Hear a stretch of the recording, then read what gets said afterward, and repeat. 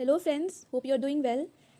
So in today's video, we are going to talk about one of the stories of Munshi Premchand, January night.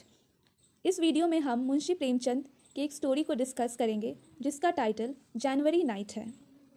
ये एक short story है जिसे मुंशी प्रेमचंद ने लिखा है। जनवरी नाइट एक शॉर्ट स्टोरी है जिसे मुंशी प्रेमचंद ने लिखा है। This story was originally written in Hindi and the title of the story written in Hindi was Poos ki रात। इस स्टोरी का एक हिंदी वर्जन भी है। ओरिजिनली ये हिंदी में ही लिखी गई थी और इसका टाइटल पूस की रात था। इसे इंग्लिश में ट्रांसलेट किया गया और इसका टाइटल जनवरी नाइट दिया गया। So let us see few facts about Munshi Premchand. आइए हम मुंशी प्रेमचंद के बारे में कुछ बातें जानते हैं। Munshi Premchand was born in 1880 at Varanasi. Munshi Premchand ji का जन्म 1880 में वाराणसी में हुआ था। His real name was Dhanpat Rai Srivastava. उनका रियल नेम धनपत राय श्रीवास्तव था।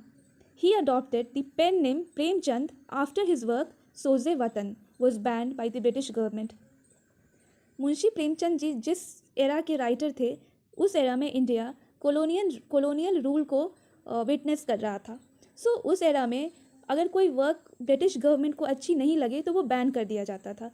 तो प्रेमचंद जी की एक बुक आई थी Soze Watan. The government banned that book and in order to get his works published he changed his pen identity. उन्होंने अपना एक अलग पेन नाम रख लिया जो प्रेमचंद था। So he changed his pen name from Dhanpat Rai to Premchand. He wrote in Hindi and Urdu. वो हिंदी और उर्दू में लिखा करते थे। Here you can see the image, the photograph of Munshi Premchand. So moving on, he wrote novels. वो novels के लिए famous थे। उनके कुछ famous novels हैं गबन, गोदान, कर्मभूमि, मानसरोवर और ईदगाह। He wrote about the realities of life and government. वो जो एवरीडे लाइफ होता है उस पर और जो कंटेम्प्रेरी गवर्नमेंट थी उनके टाइम की जो गवर्नमेंट थी यानी ब्रिटिश गवर्नमेंट के एट्रोसिटीज़ को वो सामने लाते थे। इसीलिए उनके वर्क को बैन कर दिया गया था क्योंकि वो रियलिटी को सबके सामने रखते थे। He focused on rural life and the exploitations faced by a common villager at the hands of priests, landlords etcetera. So now let us see the theme of the story January night. अब हम जनवरी night story में जो एक theme है, जो underlying theme है इसका, उसको हम देखेंगे। तो पहला थीम है poverty and the plight against zamindari system in colonial India. ये स्टोरी जब लिखी गई थी तब इंडिया में ब्रिटिश रूल था। इंडिया एक कॉलोनी था ब्रिटिशर्स का और उस समय एक प्रिवेलेंट सिस्टम हुआ करता था ज़मींदारी सिस्टम, जिसमें ज़मींदार जो हैं वो बहुत क्रूएल हुआ करते थे और कॉमन विलेजर्स पे वो बहुत ज़्यादा एट्रोसिटीज़ किया करते थे। तो उसको इस सिचुएशन को यहाँ पे दिखाया गया है। एंड ऑल्सो पॉवर्टी, आप you will see that there is the hero of the story Halku is a very poor farmer, a tenant farmer who works under a zamindar, a landlord. आप देखोगे कि हल्कू एक बहुत ही गरीब किसान है, एक टेनेंट वर्कर है जो एक लैंडलॉर्ड, एक ज़मींदार के अंदर काम करता है। He works under a landlord. And the other theme is friendship of man and animals. इस स्टोरी में हम देखेंगे कि इस स्टोरी का जो हीरो है, जो एक सफ़र्ड हीरो है हल्कू, उसमें और उसके पेट डॉग में जिसका नाम जबरा होता है, दोनों में बहुत ही ज़्यादा एक क्लोज बॉन्ड, एक अफेक्शनेट बॉन्ड, एक there is a sort of friendship between the two. So Premchand ने दो थीम्स पे काम किया है इस स्टोरी में। जो पहला है वो है गरीबी और ज़मींदारी सिस्टम को दिखाया है, और दूसरा है जो इंसान और जानवर के बीच जो फ्रेंडशिप बॉन्ड होती है उसे दिखाया गया है इस स्टोरी में, राइट। अब हम इस स्टोरी के सेटिंग को देखेंगे। सेटिंग मीन्स कि आप स्टोरी पढ़ते हो, you read the story, you understand the story, और उसके बाद आप ये यू कंटेम्पलेट, आप उस स्टोरी में कुछ सिम्बल्स यूज़ हुए हैं, कुछ लैंग्वेज यूज़ हुआ है, कुछ इमेजरी यूज़ हुई है, जैसे कुछ सिचुएशन, कुछ लोकेलिटी को डिस्क्राइब किया गया है। तो वी जस्ट कंटेम्पलेट, हम ये गेस करते हैं कि ये स्टोरी कहाँ की हो सकती है, ये किस प्लेस की स्टोरी है, कि ये किस एरिया की स्टोरी है। So after reading the story, you can contemplate, you can guess that this story bears the setting of North India. ये स्टोरी किसी एरिया, किसी एक पर्टिकुलर प्लेस की है जो नॉर्थ इंडिया में कहीं पे सिचुएटेड है, right.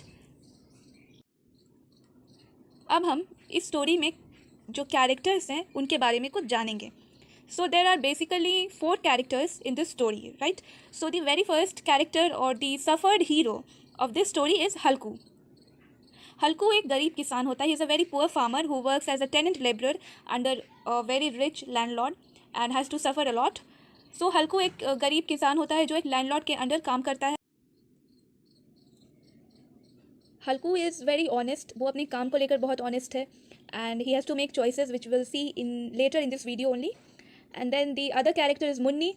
Munni is Halku's wife. Munni Halku की वाइफ होती है जो गरीबी से तंग आ चुकी है. She is fed up of the hue and cries of poverty, but at the same time she is also worried about her husband, right? So then the other character is जबरा जो हल्कू का पेट डॉग होता है. और एक character जो बस एक बार appear होता है इस स्टोरी में वो है द लैंडलॉर्ड जो एक ज़मींदार है जो हल्कू से मनी रेंट लेने आता है, right? So these were the characters of the story. Now let us come to the plot of the story. Halku is a tenant farmer. Halku एक किसान होता है जो एक ज़मींदार की ज़मीन पे खेती करता है. ही grows crops on the land belonging to a landlord. He works hard but the rewards are reaped by the landlord. मेहनत हल्कू करता है बट जो फ़ायदा होता है, जो बेनिफिट होती है उस खेती से वो लैंडलॉर्ड ले जाता है, वो ज़मींदार ले जाता है. सो हल्कू एक गरीब किसान ही रह जाता है. उसे फ़ायदा कुछ नहीं होता है खेती करके लैंडलॉर्ड की ज़मीन पे. One morning the landlord comes to extract the rent from Halku. और वो जो ज़मीन होती है वो हल्कू ने रेंट पे ले रखा है लैंडलॉर्ड से, ज़मींदार से. तो एक दिन सुबह में लैंडलॉर्ड हल्कू से रेंट लेने हल्कू के घर आता है. Now Halku asks his wife Munni the money they had to pay to the landlord. अब हल्कू ने अपनी वाइफ मुन्नी को कुछ पैसे रखने दिए थे.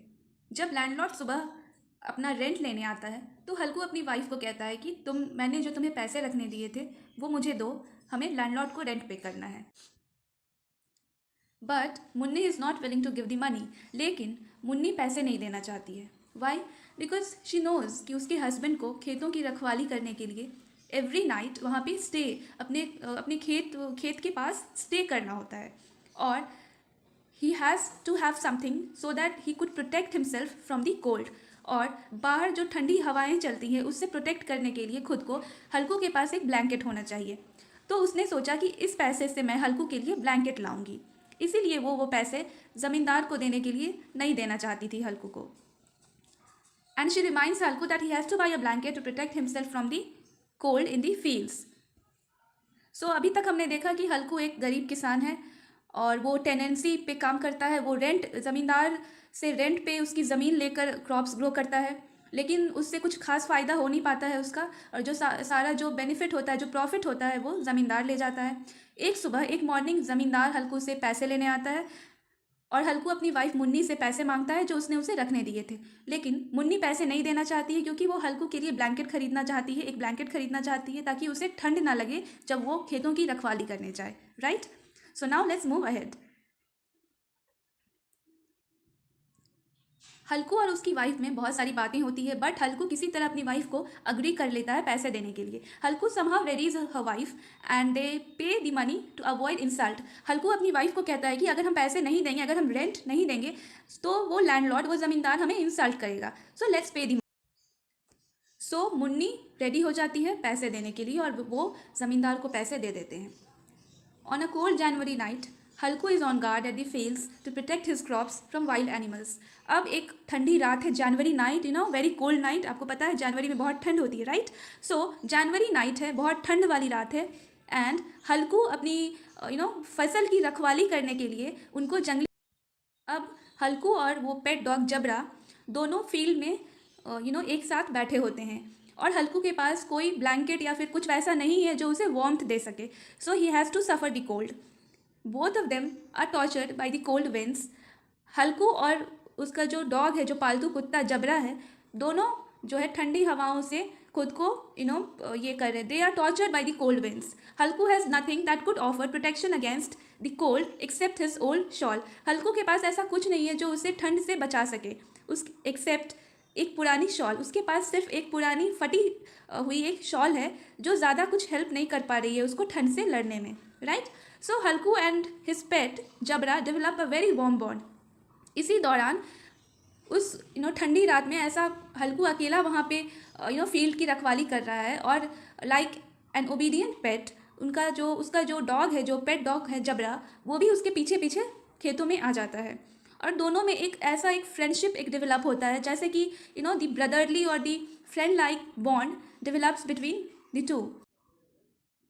And Halku felt that this is not an animal.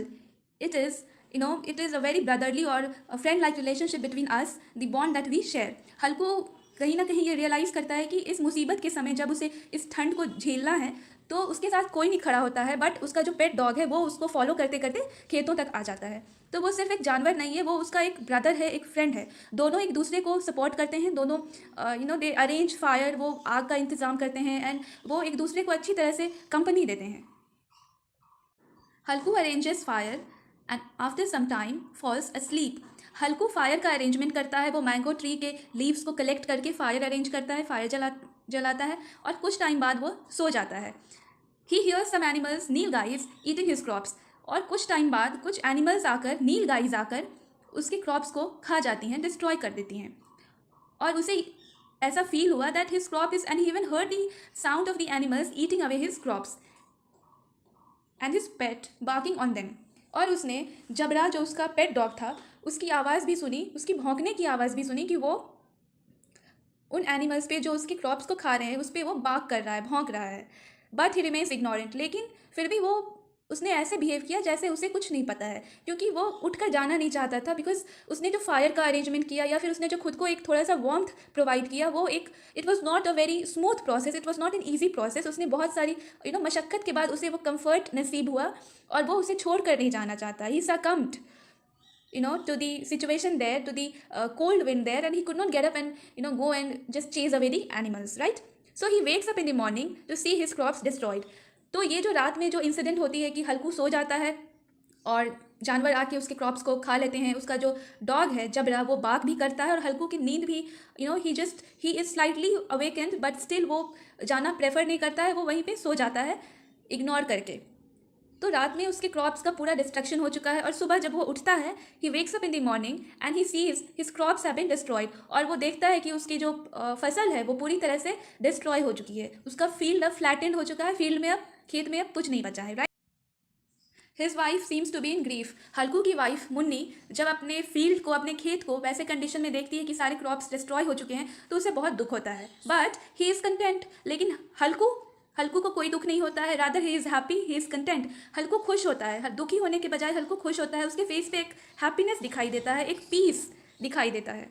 He is happy about no more sleeping the nights out in the cold. उसे खुशी होती है कि अब मुझे फसल की रखवाली नहीं करनी पड़ेगी, अब मुझे ठंड में बाहर ओपन फील्ड में मुझे सोना नहीं पड़ेगा, बैठना नहीं पड़ेगा, मुझे ठंड नहीं झेलनी पड़ेगी। He is happy that he shall work as a hired labourer.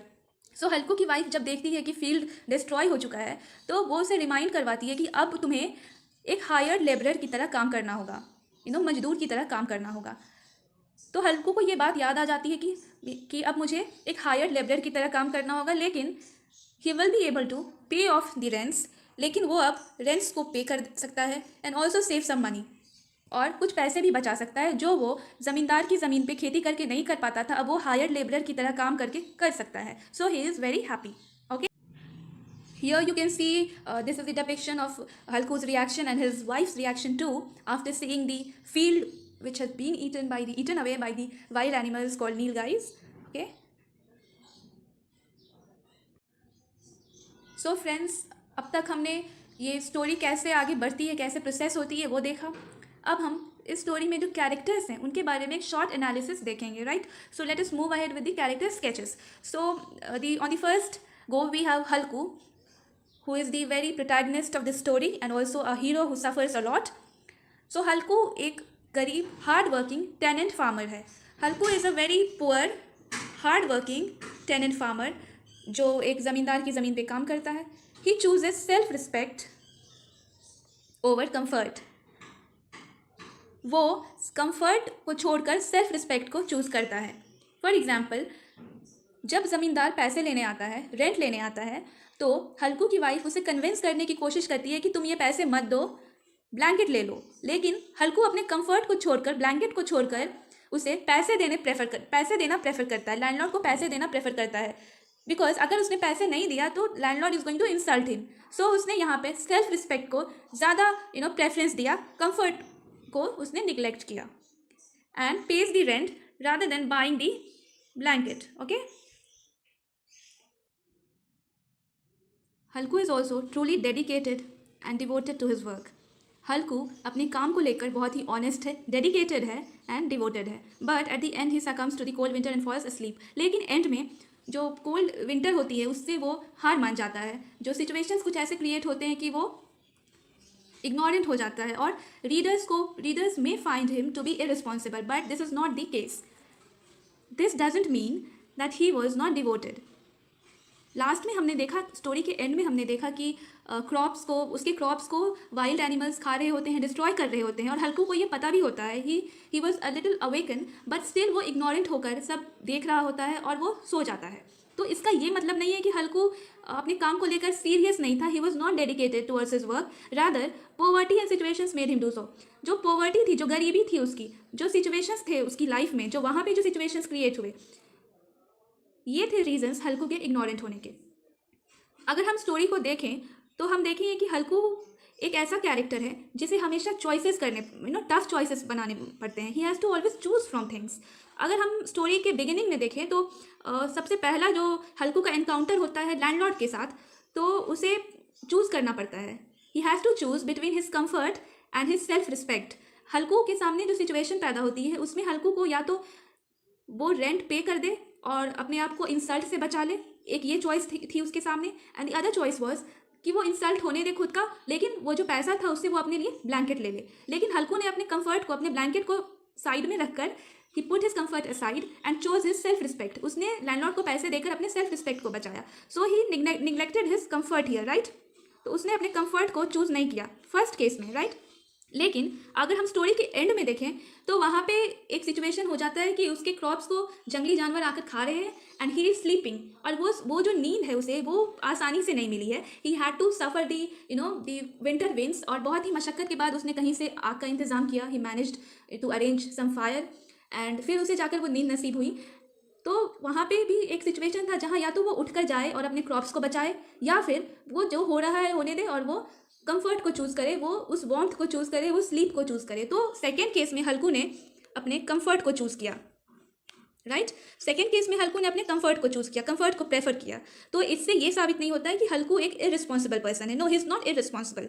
Rather उसकी लाइफ सिचुएशंस, उसकी पॉवर्टी कुछ ऐसी थी, गरीबी ने उसे ऐसा बना दिया कि एक threshold, there is always a threshold जहाँ पर every normal human being is tired of making tough choices, and Halku has to make these tough choices. This was not the story of one day. Halku एक गरीब इंसान को, he has always to choose from things. If you choose one thing, you have to let go of the other thing. So एक threshold था हल्कू के भी patience का, हल्कू के परसिवियरेंस का. जब वो थ्रेशोल्ड पे when the matter crossed the threshold, Halku succumbed to the winter, to his poverty. हल्कू ने सोचा जो हो रहा है, let it happen and I will choose my comfort this time because everything is crossing my threshold. You can imagine a person without a blanket, without a proper protection from the cold, is sitting in the open field, एक खुली जगह में बैठा है, and there are winds coming from all the directions and you have to suffer a lot. You don't have money to fulfill your stomach. So in that case we have to make choices. We have to think at some point about ourselves. So Halku did the same. He chose his comfort over his duty. His duty was to protect the crop, but उसने उस duty को neglect किया and he chose his comfort. So this is not the story of Halku. Rather, this Halku is representative of every common man who has to make choices, who somewhere when the threshold is being crossed, when the threshold of patience is being crossed, the person has to again, think of himself. He has to think of his basic needs. So was the case with Halku, right? Halku has a brother-like affection for Jabra. Halku Jabra को एक brother और एक friend की तरह treat करता है. इसलिए नहीं कि वो गरीब है और उसके पास और कोई चॉइस नहीं है, रादर इसलिए बिकॉज हल्कू को ये रियलाइज़ होता है कि इस ठंडी विंटरी नाइट में किसी ने उसका साथ नहीं दिया. बस एक जबरा था जिसने घर में आराम से भी रह सकता था, बट उसने हल्कू को फॉलो करते करते वो जंगल तक आ गया. उसने हल्कू को अकम्पनी करना चूज़ किया, प्रेफर किया. The other character of this story is Munni. Munni Halku की वाइफ है, right. She is fed up of poverty. वो गरीबी से तंग आ चुकी है and is annoyed with the behaviour of the landlords. और वो लैंडलॉर्ड्स जो ज़मींदार होते हैं उनके बिहेवियर से भी ये तंग आ चुकी है और इसीलिए she does not prefer giving the money to the landlords. इसीलिए वो हल्कू को, ज़मींदार को पैसे देने से रोकती है. She rather says him to buy himself a blanket. और वो हल्कू को ये सजेस्ट करती है कि उस पैसे से तुम एक ब्लैंकेट खरीद लो. At the same time she is also worried for her husband. और वो अपने हस्बैंड को लेकर, हल्कू को लेकर बहुत ज़्यादा वरीड है कि how will he cope up with the cold without a proper blanket, right. Now the another character of the story is Jabra, the very pet dog of Halku. So Jabra एक बहुत ही वफादार, बहुत ही लॉयल पेट है. He is always on duty. वो हमेशा duty पे रहता है. जब वाइल्ड एनिमल्स हल्कू के क्रॉप को खा रहे होते हैं और हल्कू सो रहा होता है, इवन एट दैट टाइम जबरा उन वाइल्ड एनिमल्स नील गाइस के पीछे भौंकते हुए जाता है in order to move them away from his masters field and save his masters crops. तो अपने मास्टर, अपने मालिक के खेत को बचाने के लिए वो उन जानवरों के पीछे भौंकते हुए जाता है. तो वो हल्कू अपना ड्यूटी कभी नहीं भूलता है. He is always on duty. Now leaving the comfort of the paddy straws he accompanied his master to the fields in the cold. So ये जबरा चाहता तो वो घर में भी रुक सकता था, but he didn't choose that. He rather chose to accompany his master to the fields in the cold. So अगर जबरा ओबीडियंट नहीं होता, लॉयल नहीं होता, तो वो घर पे रुक जाता, घर पे आराम से वार्मथ में रहता, गर्मी में रहता. बट उसने अपनी अपनी वफादारी को ज़्यादा प्रेफर किया और वो अपने मास्टर के साथ फील्ड तक आ गया, खेत तक आ गया उस ठंडी रात में. So it is said that a dog is the most, और a pet animal is the most loyal thing that could happen to any person, right. Now we will see all those symbols or all those words which have been used in this story and the words which remind us of India, of Indianness. अब हम इस story में देखेंगे कि ऐसे कौन से words use हुए हैं जो हमें इंडिया को लेकर रिमाइंड करते हैं, इंडियन लिटरेचर को, they sort of symbolise Indian literature और the Indian life, right. So the first is the nilgais. Nilgais word story के टुवर्ड्स द एंड यूज़ किया गया है, जो हमारे लोकल लैंग्वेज और हिंदी लैंग्वेज को दिखाते हैं.